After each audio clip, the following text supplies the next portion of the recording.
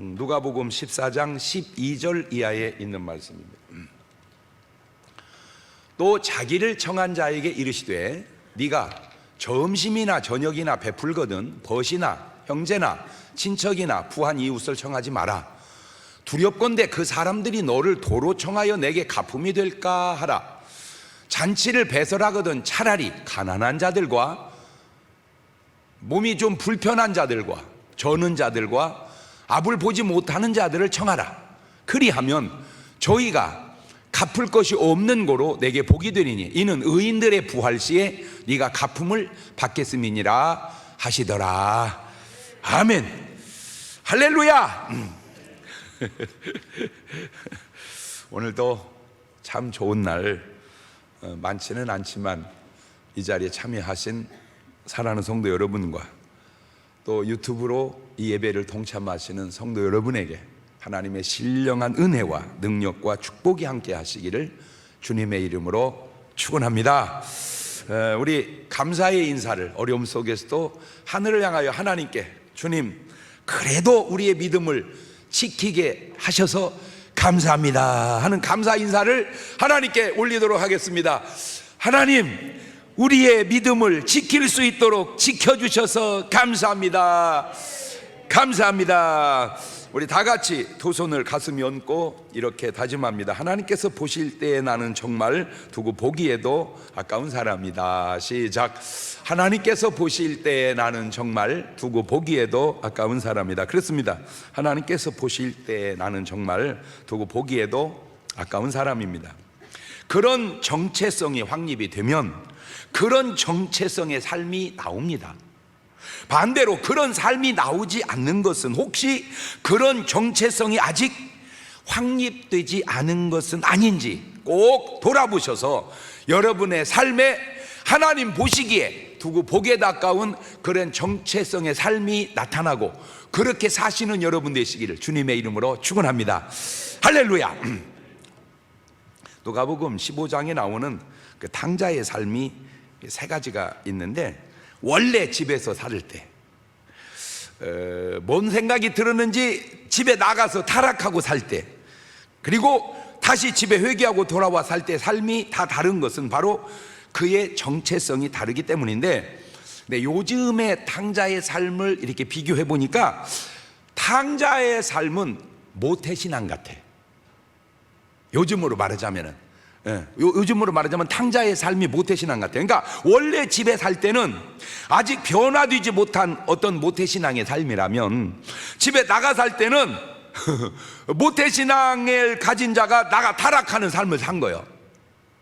그러다가 회개하고 다시 집에 돌아와 살 때는 요즘 말로 말하면 성령으로 거듭나서 변화된 삶을 사는 모습하고 같지 않을까. 물론 꼭 그런 건 아니지만 제가 이렇게 추측을 해보건대, 바라기는 크리스찬의 신앙생활이라고 하는 것은 집에 원래 살고 있었던 탕자의 삶이 아니고 나가서 타락하는 삶은 더더군다나 말이 안 되고, 회개하고 성령으로 거듭나서 돌아와서 사는 탕자 같은 그런 삶을 누리는 여러분 되시기를 주의 이름으로 축원합니다.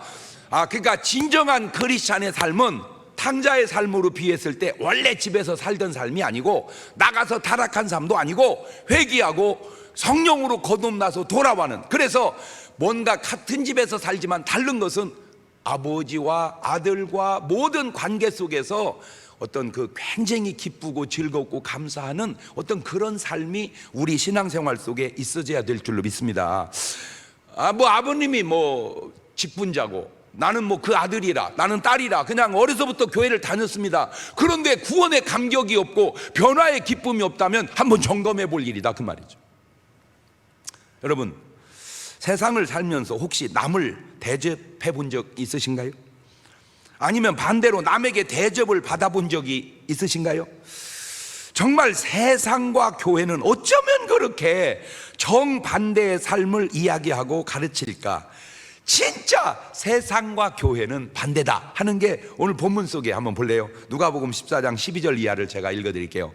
또 자기를 청한 자에게 이르시되 네가 점심이나 저녁이나 베풀거든 벗이나 형제나 친척이나 부한 이웃을 청하지 마라. 두렵건대 그 사람들이 너를 도로 청하여 내게 가품이 될까 하라. 잔치를 배설하거든 차라리 가난한 자들,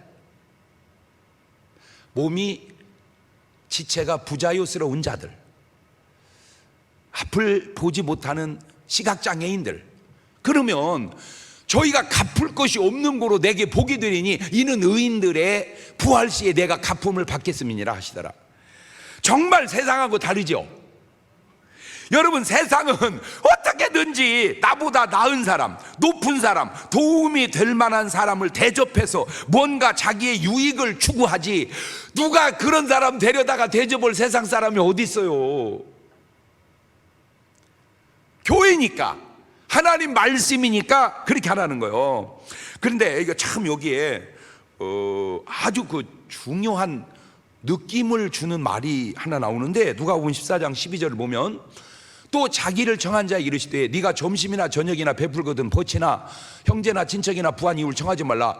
두렵건대 그 사람들이 너를 도로 청하여 내게 가품이 될까? 아니, 내가 밥을 대접하고 다시 갚는 게 그게 뭐 할 일이라는 거요? 두려운 일이고, 말도 안 되는 일이 지금 말씀 속에, 우리 느낌으로는 말도 안 되는 일이, 아니 대접하고 대접받는 게 당연하지 대접하고 대접을 받는 것이 왜 두려운 일이냐, 우리 느낌이 이해가 안 되잖아요. 그러나 성경은 그렇게 지금 말하고 있어요. 제가 이것도 네 박자로 따져봤습니다. 전혀 대접은 안 받고 대접만 하고 사는 사람 1등이죠.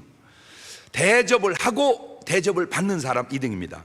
대접을 받고 대접하는 사람 3등입니다. 대접만 받고 전혀 대접을 안 하는 사람 4등입니다.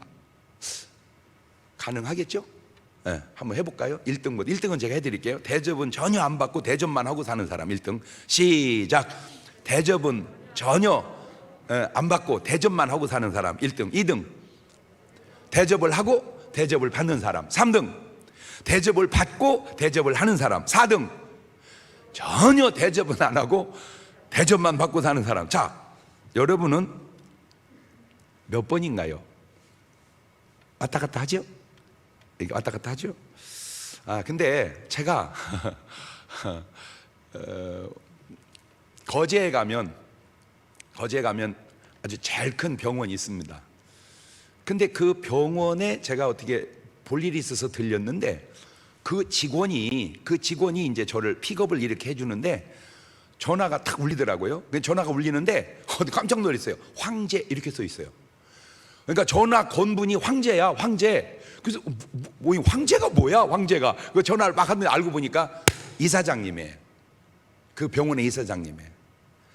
그러니까 그 이사장님을, 이 사람은 이사장님 이렇게 안 쓰고 황제라. 왜 그러냐 그랬더니 너무 내가 어려울 때 그분이 나를 도와서 오늘 제가 있게 됐습니다. 그래서 저는 그분을 황제로 생각하고 삽니다.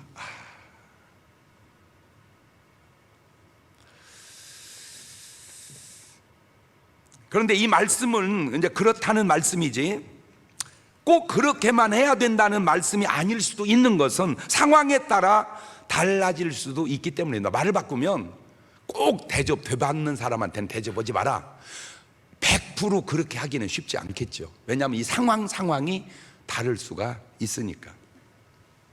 지금 이 말씀이 나오게 된 배경이 중요한데, 바로 낮아짐, 겸손에 대한 말씀 끝에 나온 말입니다. 이 말이 누가복음 14장 10절을 보면, 청함을 받았을 때 차라리 가서 말석에 앉아라. 그러면 너를 청한 자가 와서 너더러 벗에 올라 앉으라 하리니 그때야 함께 앉은 모든 사람 앞에 영광이 있으리라. 무릇 자기를 높이는 자는 낮아지고 자기를 낮추는 자는 높아지리라. 지금 저 말 끝에 이 말씀이 나온 거예요. 그러니까 낮아져라. 그러면 높여주리라. 되갚을 수 없는 사람을 대접하라. 그러면 하나님께서 갚아주시리라. 나는 오늘 여러분 말씀 속에서 우리가 100% 있게 살기는 쉽지 않겠지만, 그래도 여러분의 정신이 조금 성경적으로 바뀌어가는 어떤 전화위복의 동기부여가 될 수 있기를 바라요. 아하, 나는 지금까지 자꾸 나보다 나은 사람, 대접하면 더 좋은 사람만 하려고 했었는데, 이제는 대접을 다시 되받을 수 없는 사람도 대접해야 되겠구나 하는 그런 좋은 싹이 여러분 머릿속에서 마음속에서 피어오르시기를 바라요. 왜 이 말씀이 중요할까? 바로 이 비유 속에 아주 중요한 말씀이 나오는데, 마태복음 25장 37절 이하를 보면 이에 의인들이 대답하기로되 주여 우리가 어느 때에 주의 줄이신 것을 보고 공개하였으며 목마르신 것을 보고 마시게 하였나이까? 어느 때에 나그네 되신 것을 보고 영접하였으며 벗으신 것을 보고 옷 입혔나이까? 어느 때에 병드신 것이나 옥에 갇히신 것을 보고 가서 배웠나이까? 하리니 임금이 대답하여 가라사대 때 내가 진실로 너희에게 이르노니 너희가 여기 내 형제 중에 지극히 작은 자 하나에게 한 것이 곧 내게 한 것이니라. 이해가 되든 안 되든 저는 말씀을 이렇게 들으면서 참 주님이 좋은 분이고 참 주님이 만든 기독교가 참 좋은 종교다 하는 게 저 말씀 속에, 다시 말하면 높은 사람한테 잘해라 그게 나다 이렇게 말해도 오히려 그게 더 자연스럽잖아요. 근데 주님은 지극히 작은 자에게 잘해라 그게 곧 나다. 마태복음 25장 44절 이하에도 저희도 대답하기로되 주여 우리가 어느 때에 주의 줄이신 것이나 목마르신 것이나 나그네 되신 것이나 벗으신 것이나 병드신 것이나 옥에 갇히신 것을 보고 공양치 아니하더이까? 이에 임금이 대답하였을 내가 진실로 너희에게 이르노니 이 지극히 작은 자 하나에게 하지 아니한 것이 곧 내게 하지 아니한 것이니라 하시리니 저희는 영벌의 의인들은 영생에 들어가리라. 여기서 깨달을 수 있는 말씀은 지극히 작은 자와 예수님을 일치시키고 있다는 말씀이고, 이것이 구원과도 연관이 있을 수 있다는 사실입니다. 제가 그래서 성경에서 대접한 사람들을 쭉 찾아봤습니다. 성경에 대접한 사람을 쭉 찾아보니까 이제 첫 번째가 아브라함이 천사를 대접하더라고요. 창세기 18장 1절 이하를 보니까 여호와께서 마물의 상수리 숲을 근처에서 아브라함이 나타나시니라. 오정 즈음에 그가 장막문에 앉았다가 눈을 들어본 즉 사람 셋이 맞은편에 섰는지라. 그가 그들을 보자 곧 장막문에서 달려나가 영접하여 몸을 땅에 굽혀 가로되 내 주여 내가 주께 은혜를 입어 싸우면 원컨대 종을 떠나 지나가지 마옵시고 물을 조금 가져오게 하사 당신들의 발을 씻으시고 나무 아래 쉬소서. 내가 떡을 조금 가져오리니 당신들의 마음을 쾌활케 하신 후에 지나소서. 당신들이 종에게 오셨음이니이다. 그들이 가로되 네 말대로 그리하라. 8절로 넘어갑니다. 아브라함이 뻐러와 우유와 하인이 요리한 송아지를 가져다가 그들의 앞에 진설하고 나무 아래 모셔서매 그들이 먹으니라. 이것을 창세기 18장에 한 이것을 신약에 와서 히브리 기자는 뭐라고 표현하고 있냐? 히브리 13장 2절에 손님 대접하기를 잊지 마라. 이로써 부지 중에 천사들을 대접한 이들이 있었느니라. 그게 아브라함이고 그게 롯인데, 말 바꾸면 천사가 천사로 나타나는 게 아니라는 거예요. 하나님이 하나님으로 나타나는 게 아니라는 거예요. 아주 형편없는 사람으로, 보잘것없는 사람으로 나타난다 그 얘기입니다. 그런데 이 대접으로 아브라함이 자식 이삭을 얻는 축복을 받게 됩니다. 창세기 18장 9절 이하인데 그들이 아브라함이 이르되 네 아내 사라가 어디 있느냐? 대답하되 장막에 있나이다. 그가 가라사대 기한이 이를 때에 내가 정녕 내게로 돌아오느니 네 아내 사라에게 아들이 있으리라 하시니 사라가 그 뒤 장막 문에서 들었더라. 하나님께서 아브라함을 불러낼 때가 75살 때입니다. 75살 때. 너는 너 본토 친척 아버지 집을 떠나 내가 내게 지시할 땅으로 가로대로 큰 민족을 이루게 하리라. 하늘을 봐라. 저 별이 보이니 네가 네 자손을 별같이 많게 하리라. 먼지를 네가 셀 수 없을진데 내가 네 자식을 셀 수 없게 만들리라. 그러니까 25년 동안을 말씀만 하시는 거예요. 말씀만. 그러다가 24년째 아브라함 집에 천사 셋이 왔을 때 그 천사 대접하고 난 다음에 그 아들이 오는 거야. 물론 그냥 그럴 수도 있어요. 근데 그럴 수도 있기에는 희한해서 그래. 그 제가 세상 말로 뭘 깨달았냐? 야, 세상에 공짜는 없다. 야, 세상에 공짜는 없다. 시작. 그 세상 사람들이 쓰는 속담입니다. 성경으로 가져오면 심는 대로 거둔다 그 말이에요. 성경은 심는 대로 거둔다. 세상은 세상에 공짜는 없다. 같은 의미예요.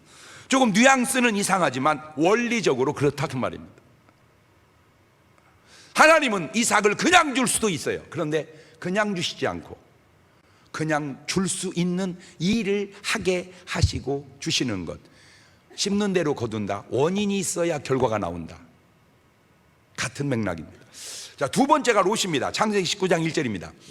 날이 저물 때 그 두 천사가 소돔에 이르니 마침 롯이 소돔 성문에 앉았다가 그들을 보고 일어나 영접하고 땅에 엎드려 절하여 가로되 내 주여 돌이켜 종의 집으로 들어와 발을 씻고 주무시고 일찍이 일어나 갈 길을 가소서. 그들이 가로되 아니라 우리가 거리에서 경야하리라. 롯이 간청하며 그제야 돌이켜서 그 집으로 들어오는지라. 롯이 그들을 위하여 식탁을 베풀고 무구병을 구우니 그들이 먹으니라. 꼭 그런 건 아니지만 롯의 이 대접과 아브라함의 기도로 롯이 소돔과 고모라의 멸망에서 구원을 받게 됩니다. 꼭 그런 건 아니라고 얘기했어요. 그러나 꼭 안 그렇다고도 할 수 없는 게 아브라함은 대접하고 이삭을 얻고 롯은 대접하고 구원을 받아요. 그런데 이 대접에도 차이가 납니다. 아브라함을 다시 봅시다. 창세기 18장 7절입니다. 아브라함이 또 짐승 떼에 달려가서 기름지고 좋은 송아지를 취하여 하인에게 주니 그가 급히 요리한지라. 아브라함이 뻐러와 우유와 하인이 요리한 송아지를 가져다가 그들 앞에 진설하고 나무에 모셔 섬에 그들이 먹으니라. 이게 아브라함이 하나님의 천사를 대접한 장면입니다. 자, 이제 롯 대접하는 장면 뭘까요? 창세기 29장 3절에 롯이 간청하며 그제야 돌이켜서 그 집으로 들어온지라. 롯이 그들을 위하여 식탁을 베풀고 무교병을 구우니 그들이 먹으니라. 이게 롯의 대접입니다. 대접에도 너무 수준의 차이가 나는데 음식의 질보다 더 중요한 것이 사람인데 아브라함은 아브라함 부인 사라 종들 다 동원해서 천사들 대접해요. 그런데 롯은 부인과 딸들은 다 없어지고 롯 혼자 무교병으로 대접합니다. 이 무교병이 뭐냐면 누룩을 넣지 않아서 만든 빵입니다. 예. 이거는 내가 볼 때 음식을 만든 게 아니고 있는 것 데펴서 준 것 같아.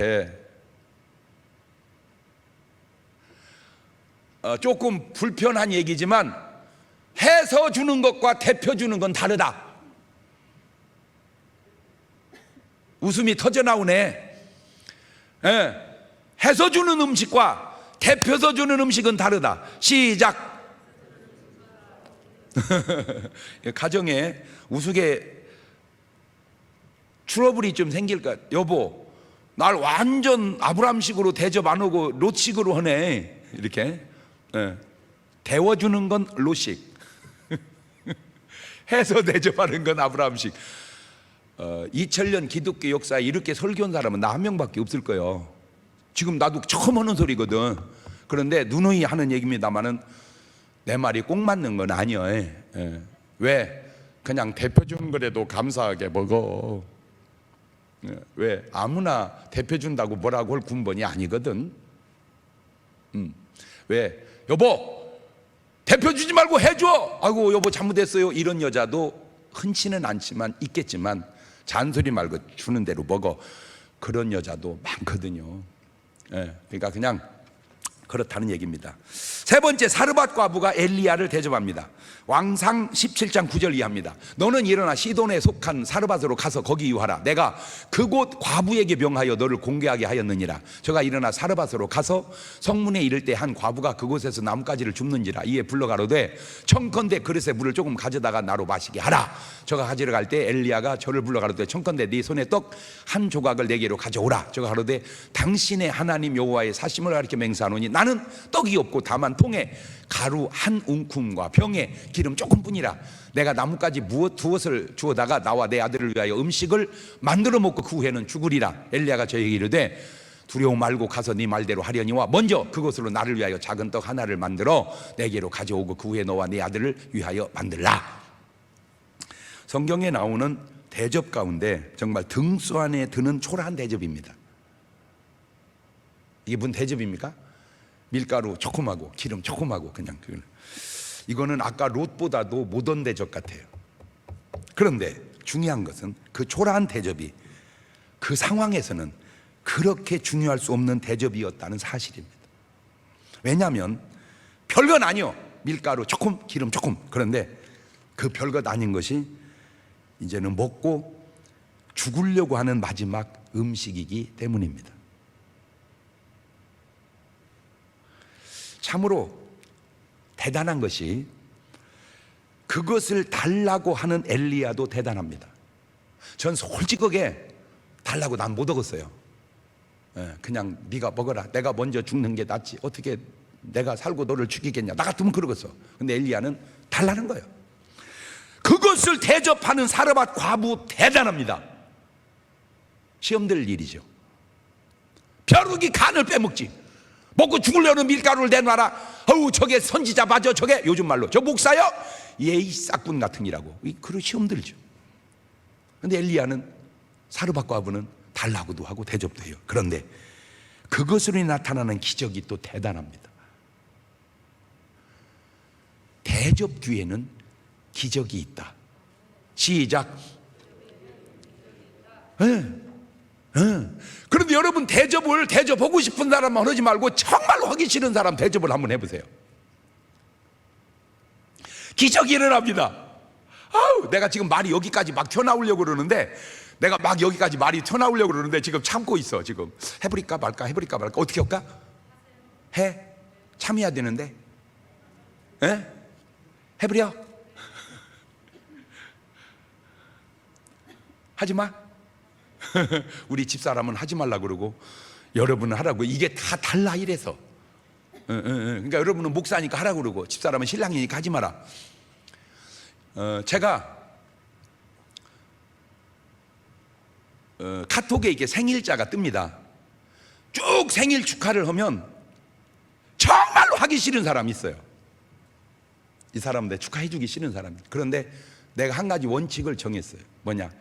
아무리 싫어도 축하는 하자. 그래서 했어요. 그랬더니 그분이 전화가 왔어요. 그래서 대화를 했어요. 굉장히 많이 풀어졌어요.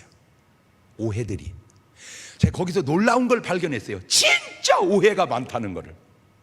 그래서 제가 뭔 얘기 하려다 말았냐면, 지금 대통령께서 한 목사님을 감옥에 넣지 말고 데려다가 밥 한 번 먹이면 이게 엄청나게 반전의 효과가 나타날 것 같아. 내가 느낌상. 그냥 내 느낌입니다. 이거는 정 아니면 뭐 잘못한 죄 값은 그냥 받는다 하더라도 그냥 특별 해가지고 청와대 불러서 밥 한 번 먹여놔 보세요. 아마 그리고 충분하게 얘기해 보세요. 그러면 내가 볼 때 어마어마하게 나라가 화목되는 엄청난 일이 날 것 같아요. 뭔 얘기하려고 그러느냐? 악으로 악을 갚지 말고 선으로 악을 갚아라. 말 바꾸면 대접으로 해결을 한번 해봐라. 이 얘기 하려고 싶어요. 뭘로? 왜? 대접에는 기적이 나타난다. 자 보세요. 열왕기상 17장 15절입니다. 저가 가서 엘리야의 말대로 하였더니 저와 엘리야가 식구가 여러 날 먹었으나 여호와께서 엘리야로 하신 말씀같이 통의 가루가 다하지 아니하고 병의 기름이 없어지지 아니하니라. 오병이어의 기적을 예수님만 일으킨 게 아니라 이미 엘리야가 수백 년 전에 그런 역사를 이뤄냈는데, 그 역사의 동기가 뭐냐? 그 마지막 먹고 죽을 음식 대접하고 이 축복을 받는 거예요. 이거 아무것도 아니요. 이건 아무것도 아니요. 더 큰 축복이 옵니다. 열왕기상 17장 17절입니다. 이 일 후에 그 집 주모되는 여인의 아들이 병들어 증세가 심히 위중하다가 숨이 끊어진지라. 저 죽은 아들을 20절입니다.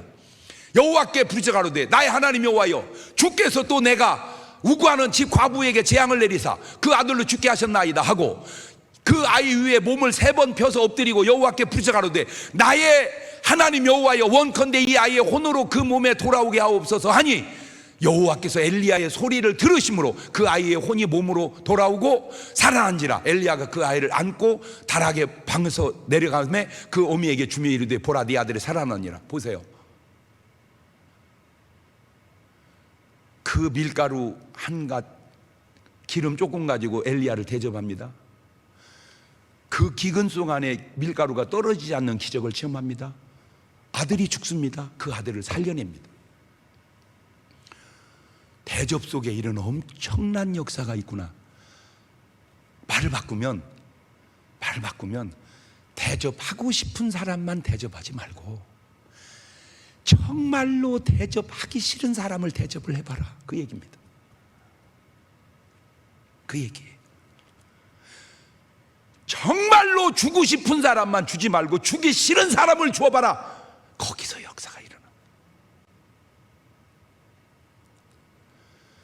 자, 누가 봐도 지금은 대통령은 실권자고 감옥에 있는 사람은 권위 없는 사람이에요. 그러나 입장은 항상 그대로 지속되기도 하지만 뒤바뀌기도 한다는 거예요. 말을 바꾸면 어떻게 될지는 모르지만 대통령이 위험에 처했을 때 그 누구보다도 감옥에 간 양반이 그러면 안 된다고 변호하면 그것처럼 위대한 변호가 어디 있겠냐고.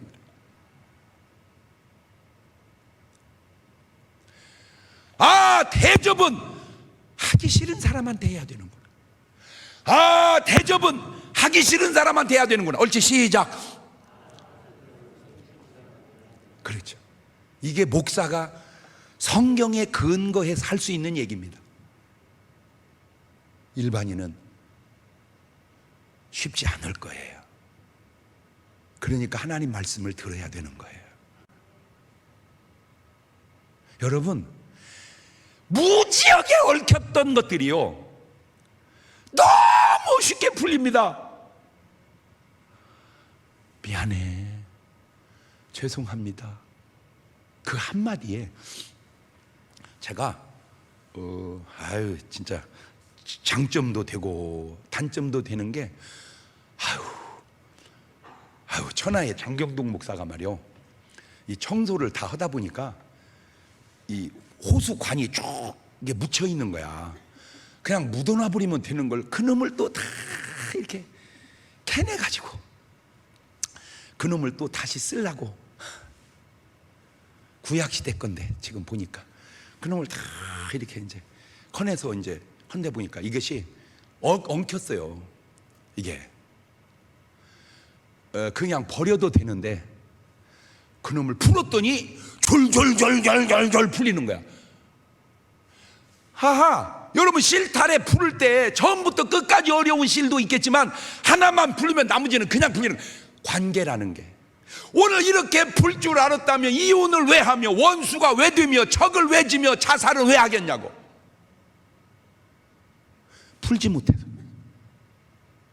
그 푸는 원동력이 뭐냐? 간단해. 대접. 어려울 것도 아닙니다. 어려운 것도 아니에요. 밀가루.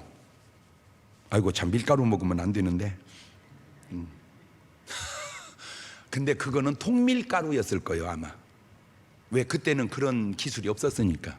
통밀가루는 좋은 겁니다. 통밀가루는 좋은 거예요. 자, 네 번째. 이거 하기 전에 제가 얘기했잖아, 우리 하나님 화끈한 하나님이라고. 째째하게 먹을 것만 해결하는 게 아니라 죽을 자식도 해결해 준 것처럼 그 말씀이 있으니 그런 역사가 나타나고, 그런 역사가 바로 하나님의 살아계심을 나타내는 건데, 무슨 말입니까? 믿음의 사람이 하나님의 살아계심을 증명한다. 말 바꾸면 하나님이 안 계시는 게 아니라 하나님의 살아계심을 나타낼 믿음의 사람이 부족하다, 그거죠. 이 사르밧 과부가 뭐예요? 아무것도 아니요, 과부야, 과부. 그런데 그 사르밧 과부가 하나님의 살아계심을 나타내잖아. 사울 왕이야, 왕인데 하나님이 안 계신 것 같이 살잖아, 그 사람. 꼭 내가 무슨 왕이냐, 천한 과부냐, 그것만 중요한 게 아니에요. 내 삶을 통해서 하나님이 살아계심을 나타내고 사느냐. 네 번째, 삭개오가 예수님을 대접합니다. 누가복음 19장 5절 이하입니다. 예수님께서 그곳에 이르사 우러러 보시고 이르시되, 삭개오야, 속히 내려오라. 내가 오늘 내 집에 유하여 하겠다 하시니 급히 내려와 즐거워하며 영접하거늘 무 사람이 보고 수군거려 가로되 저가 죄인의 집에 유하러 들어갔도다 하더라. 이 삭개오의 예수님을 향한 대접은 곧 구원을 의미하기도 합니다. 참 신기한 게, 예수님을 대접하는 일에 거의 사양하는 일이 없다는 거예요. 예수님 오셔서 식사하시죠? 안 먹는다. 없어요. 없어요. 누가 건간에 식사만 하시라면 그가 죄인이든 누구든 욕을 듣든 안 듣든 그냥 합니다. 마태복음 9장 10절 이하에 증명이 됩니다. 예수님께서 마태의 집에서 앉아 음식을 잡수실 때 많은 세리와 죄인들이 와서 예수와 그 제자들을 함께 앉았더니 바리새인들이 보고 제자들에게 이르되 어찌하여 너희 선생은 세리와 죄인들과 함께 잡수시느냐? 요거도 먹는 거잖아. 지금 같이 밥 먹고 예수께 들으시고 이러시되 건강한 자에게는 의원이 쓸데없고 병든 자라게랴 쓸데 있느니라. 이게 뭘 의미합니까? 여러분 예수님 식사 대접 보면 예수님은 100% 오신다는 거예요. 여러분 예수님 영접하시면 예수님 100% 오신. 나는 네 속에는 못 간다 그러지 않은 그런 예수님이 아니라는 거예요. 내가 네 집 가서 밥 먹어 택도 없는 그러지 않는다는 거예요. 예수님이 식사 대접을 받으셨다는 말의 의미는 그 사람이 바로 구원받을 사람이라는 의미까지 나아가진다 그 얘기입니다. 그러고 보니 깜짝 놀란 게요. 가룟 유다가 대접했다는 얘기가 없어요. 가룟 유다가 예수님이든 누구든 대접했다는 얘기. 그런데 베드로는 달라. 베드로는 그런 얘기가 있어요. 봐봐, 마태복음 8장 14절. 예수님께서 베드로의 집에 들어가사 그의 장모가 열병으로 앓아놓은 걸 보시고 그의 손을 만지시 열병이 떠나고 여인이 일어나 예수께 뭐 들더라? 수종 들더라. 이 말이 뭔 말이요? 예수님을 대접했더라 그 말이죠. 누구 집에서? 베드로 집에서. 누가? 장모님이. 또 깨달았어요 금방. 아, 큰 손님 오면, 사위 집에 큰 손님 오면 장모님이 가서 꼭 도와줘야 된다. 사위 집에 큰 손님이 오시면 장모님이 꼭 가셔서 도와줘야 된다. 지금 그죠? 이런 걸 확대 해석이라고 그래. 누가복음 10장 38절을 보면 저희가 길 갈 때 예수께서 한 촌에 들어가심에 마르다라 이름하는 한 여자가 자기 집으로 영접하더라. 이 마르다, 마리아, 나사로 참 신기한 체험들을 가진 사람들인데 마리아는 향유로 예수님을 대접하고 마르다는 먹을 것으로 주님을 대접하고 나사로는 죽은 지 나흘 만에 살아나는 체험을 한 사람들입니다. 그러니까 대접하는 사람들 뒤에는 놀라운 간증들이 있더라는 거예요. 이게 성경을 찾아보니까 대접하는 사람들 뒤에는 놀라운 간증이 있다. 시작. 꼭 그런 건 아니지만 대접은 구원을 향해 가는 길에 나타나는 현상이더라는 거예요. 그러니까 구원을 향해 가는 사람은 뭐가 나타나게 돼 있어? 대접이 나타나게 돼 있어요. 사도행전 9장 36절입니다. 요바에 다비다라는 여제자가 있으니 그 이름을 번역하면 도르가라. 선행과 구제하는 일이 심히 많더니 그때 병들어 죽음에 시체를 씻어 달하게 뉘우니라. 저 사람 대접 많이 하다가 죽었어요. 40절입니다. 베드로가 사람을 다 내어보내고 무릎을 꿇고 기도하여 돌이켜 시체를 향하여 가로되 다비다야 일어나라 하니 그가 눈을 떠 베드로를 보고 일어났는지라. 베드로가 손을 내밀어 일으키고 성도들과 과부들을 불러들여 그의 산 것을 보이니 온 요파 사람이 알고 많이 주를 믿더라. 베드로가 요파에 여러 날 있어 시몬이라는 피장이 집에서 뭘 받으시더라? 유한이라. 그 말은 오늘 제목을 집어넣으면 대접을 받으시더라. 대접자라면 병도 낫고 구원도 받는다 그렇게 말하면 지나친 얘기입니다. 그럼 어떻게 말해야 됩니까? 구원받은 사람은 대접하는 일을 잘한다. 그렇게 표현하는 것이 더 나을 것 같습니다. 다윗 왕과 사울 왕의 차이점 생각하다가 이 대접의 관점으로 보니까 참 다윗은 어려운 자들, 병든 자들, 소외된 자들 대접을 잘했어요. 그런데 사울은 정말 대접을 모르는 사람입니다. 저밖에. 누가복음에 부자들 얘기가 많이 나오는데 특별히 4명의 부자가 등장합니다. 더 있기는 하지만 12장에 어리석은 부자가 나오고 16장에 부자와 나사로가 나오고 18장에 부자 관원이 나오고 19장에 삭개오가 나오는데 이 중에 구원받은 사람 오직 삭개오 뿐이고 이 삭개오만 오직 예수님을 대접할 줄 아는 사람이었습니다. 여러분, 대접과 잔치는 또 차원이 다릅니다. 잔치는 자기가 즐기자는 것이고 대접은 정말 상대방을 위하는 겁니다. 잠언 23장 6절을 볼까요? 악한 눈이 있는 자의 음식을 먹지 말며 그 진찬을 탐내지 말지어다. 대저 그 마음의 생각이 어떠하면 그 위인도 그러한즉 그가 너더러 먹고 마시라 할지라도 그 마음은 너와 함께하지 아니함이라. 네가 조금 먹은 것도 토하겠고 네 아름다운 말도 헛된 대로 돌아가리라. 저거는 잘못된 대접이죠. 어떤 목적을 가지고 하는 대접, 동기가 순수하지 않은 대접, 사고 저지르려고 하는 대접입니다. 로마서 12장 13절입니다. 성도들의 쓸 것을 공급하며 손 대접하기를 힘쓰거라. 대접은 그냥 하는 게 아니고 힘을 써야 되는 것 같습니다. 예수님도 산상보훈 속에 이런 말씀을 하시죠. 마태복음 7장 12절에 그러므로 무엇이든지 남에게 대접을 받고자 하는 대로 너희도 남을 대접하라. 이것이 율법이고 선지자라. 조금 말이 어색하지만 대접은 율법이다, 대접이 선지자다. 선지자가 아니고 대접이 선지자다. 율법이 아니고 대접이 율법이다. 마태복음 10장 42절에도 또 누구든지 제자의 이름으로 이 소자 중 하나에게 냉수한 것이라도 주는 자는 내가 진실로 너희에게 이르노니 그 사람이 결단코 상을 잃지 아니하리라. 대접 돈 걱정했는데 아주 쉽네요. 물 한 잔이면 되네요. 참 성경이 얼마나 훌륭한지 이해가 되죠. 상다리가 부러지게 차려라. 그게 얘기 아니잖아요. 물 한 잔이에요. 근데 또 무지하게 부자가 물 한 잔 주면 요거도 먹지. 정말 없고 힘들고 어려울 때 물 한 잔도. 나라 안에 좋은 일도 있고 안 좋은 일도 있고 어려운 일도 있고 또 나아지는 일도 있고 항상 그렇죠. 누가 하든 버무려 갑니다. 그런데 총체적으로 어렵다는 말은 부정할 수 없을 것 같아요. 교회도 꼭 부탁하고 싶어요. 다시 어려움은 극복해 가면 됩니다. 관계는 회복해 가면 됩니다. 잘못한 거에 대한 벌은 받아야 됩니다. 오늘 여러분에게 얘기합니다. 냉수 한 그릇이라도 불편한 사람에게 진심을 다해 접대해 보십시오.